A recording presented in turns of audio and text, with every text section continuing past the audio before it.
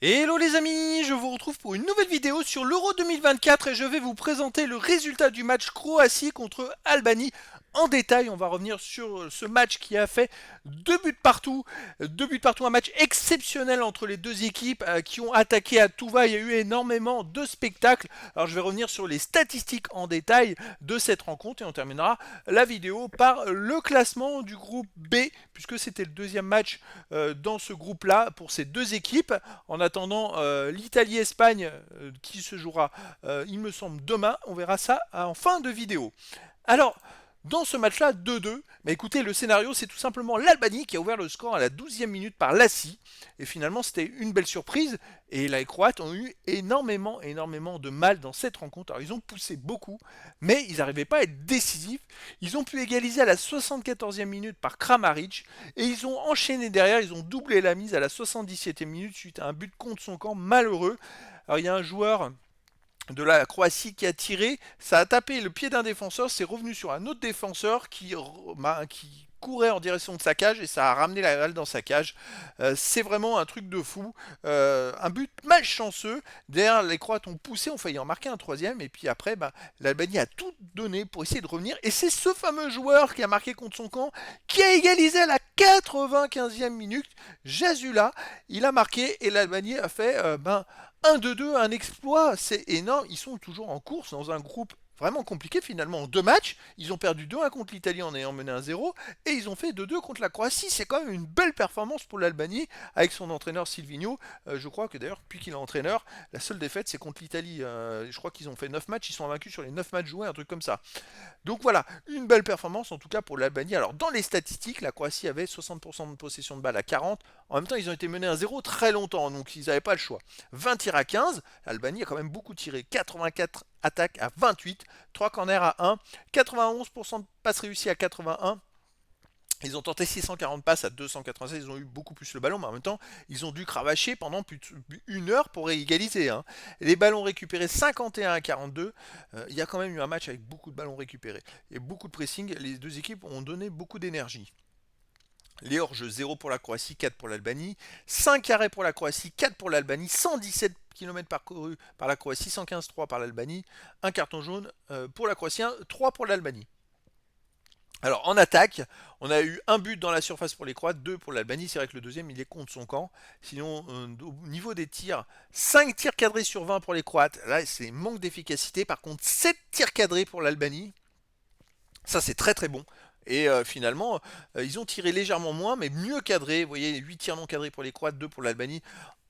Tir hors surface cadré, 1 pour les Croates, 3 pour l'Albanie. Hors surface non cadré, 2, 0. Les passes décisives, 1 partout. Sinon, les dribbles qu'on n'avait pas encore vu, 24 dribbles pour les Croates, 7 pour l'Albanie. Les courses dans le tir offensif, 36 pour les Croates à 10. Vers le camp adverse, 38 à 7. Et dans la surface de réparation, 7 à 5. C'est quand même une grosse domination de la Croatie. Mais bon, ils ont eu beaucoup de mal à revenir au score. La distribution, alors on a vu le nombre de passes tentées est plus du double. Sinon, les passes courtes réussies 170 à 51 pour la Croatie. Les passes moyennes réussies 379 à 161 toujours pour la Croatie. Passes longues réussies 35 à 30 pour la Croatie. Arrière 79 à 52. Les passes à gauche 176 à 54. Les passes à droite 188 à 61 pour la Croatie. Les coups francs 15 à 14 pour la Croatie. Les passes dans la surface de réparation 20 à 6 pour la Croatie. Les centres tenté réussi 9 sur 28 pour la Croatie et 3 sur 9 pour l'Albanie. Et beaucoup de centres pour la Croatie. C'est vrai qu'ils ont beaucoup de joueurs de tête, mais c'était pas très efficace. On arrive au stade de défense. Là, c'est quand même beaucoup de ballons récupérés. Les comptes 6 pour la Croatie, 7 pour l'Albanie. Les tacles 12 pour la Croatie, 13 pour l'Albanie. 5 réussis à 7 ratés pour la Croatie, 3 réussis seulement, 10 ratés pour l'Albanie. Les dégagements 10 sur 15 pour la Croatie et 30 sur 35 pour l'Albanie. C'est vrai qu'ils ont été beaucoup acculés sur leur cage. Les stats de gardien, il n'y a pas de clean sheet, 2-2. Les arrêts, 1 pour les Croates, 3 pour le gardien d'Albanie. En discipline, vous voyez 15 fautes pour la Croatie, 1 jaune. 11 fautes pour l'Albanie, 3 jaunes. Finalement, les Croates ont fait plus de fautes et ont eu moins de cartons. On arrive au classement du groupe B, donc en attendant le Espagne-Italie qui va se jouer demain à 21h. Donc ça fait quand même un écart, les amis, de 1 jour et 6 heures entre ces deux matchs. C'est quand même énorme, je trouve, pour un même groupe. Et donc en attendant, les deux équipes, Albanie et Croatie, sont toujours 3e et 4e de la poule, puisque l'Espagne et l'Italie avaient gagné à la première journée. Donc en ayant un match de moins, l'Espagne et l'Italie sont devant. Donc c'est... Alors après, il y a encore une chance pour l'Albanie et la Croatie, dans le sens où les meilleurs troisièmes pourraient se qualifier. Dans ce cas-là, il faudrait que dans la dernière journée, il y ait un Croatie-Italie et un Albanie-Espagne. Il faudrait qu'il y en ait un des deux qui gagne. Sinon, j'ai peur qu'avec ce match nul, ils se soient euh, complètement sabotés pour cet euro, parce qu'à mon avis, les meilleurs troisièmes auront au moins 3 points. Et là, si les Croates et l'Albanie ne gagnent pas un match la prochaine journée, eh ben, ils n'auront même pas 3 points. Et ça, c'est un gros problème. À mon avis, ils finiront même pas meilleurs troisième. Alors finalement, ce résultat avant d'autres groupes, c'est un avantage pour les autres groupes. Parce qu'ils vont peut-être se dire en conséquence, il y a des équipes qui ont déjà 3 points, ils vont peut-être se dire, ah ben, avec 3 points, on sera peut-être sûr d'être qualifié, d'être meilleur troisième. Donc ça va être à surveiller. Par contre, dernière journée, Albanie-Espagne et Croatie-Italie. Alors les Croates, ils n'auront pas le choix, il va falloir battre l'Italie. Très compliqué, Albanie-Espagne.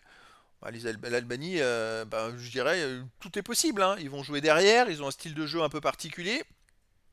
Bah, les Espagnols, ça va les favoriser parce ils font tourner la balle. Ça va être compliqué, en tout cas, voilà. Croatie-Albanie, ça fait match nul, 2 buts partout. C'est à l'avantage plutôt de l'Albanie au détriment de la Croatie qui rate complètement cet Euro 2024 avec une défaite et un match nul et qui est proche de l'élimination puisque le dernier match ça sera contre l'Italie. Donc voilà les amis, eh bien, écoutez, je vous dis à très bientôt pour une nouvelle vidéo.